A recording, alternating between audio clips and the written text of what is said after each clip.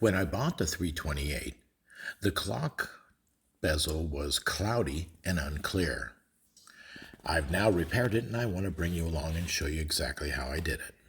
I have already started on the project, but the clock face is clouded. You can polish it out. That's been damaged before, and I've removed it already. Started the project before I decided to make a video, but let's take this to the bench, and I'll quickly return and show you how I removed it. To free the console, there were two sheet metal screws, Phillips head, black Phillips head screw, right under here. One on the left and one on the right. Console was then free to move out, and then to free the clock, I needed to remove two knurls with their locking washer and bracket on the back side, then remove 3-wire connections.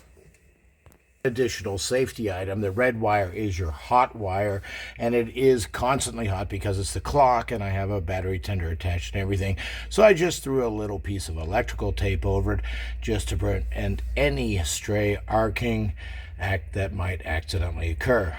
Taking this to the workbench, the first thing we want to do is remove the adjusting stock right there and pull firmly on it straight out. There, I was able to remove it from the action. Now let's start moving to the faceplate itself by removing the bezel. Now you can see this is a crimped edge right here. Off camera ahead of time, I have already used two very small, delicate tools and pried the back edge just enough to pop it out so that now we have separated it. Unfortunately, I did have an action shot of that. I apologize, but it really is something that needs two hands. And now that we can separate this, let's put it in our die here. We can separate this and get to the failed lens. Attempting to polish the lens was not successful. I used high quality plastic and normal polishes, but this is still fogged. So the only way we can use this is to replace it. So I have bought some optics. It's 2mm sheet here. Wasn't that bad expensive. So our only solution is going to be to replace this. I have bought a sheet of 2mm thick acrylic at my local hardware store, Lowe's, and I've traced it onto there, ready to cut it out. All right, so once it's shaped, drill a 1/8 inch hole for this and confirm it fits the same shape and fits into the bezel itself. While you're shaping, I always use an N95 mask, and once it's the right size where you like it, drill a 1/8 inch hole, pull the plastic protective off both sides, and snap it in place. Like that. The old one's still fogged.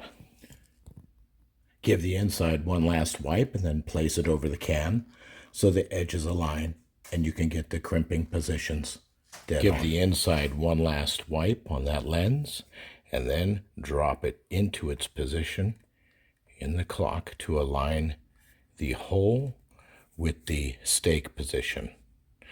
Now bring the ring, the outer ring, the crimping ring with the bezel installed and place it over in that area and start fitting it from the top over the edge. I've got a die here to hold it, which just makes it really easy.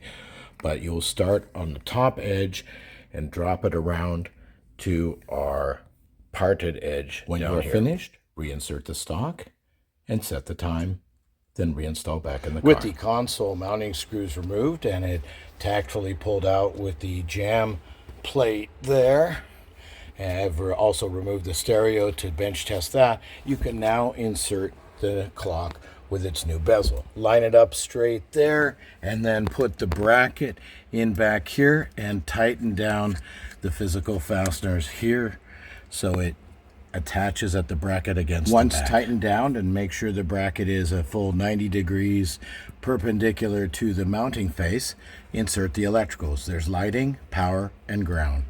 Power will always be in the encased area there as protection. Lighting will always be in the cylinder.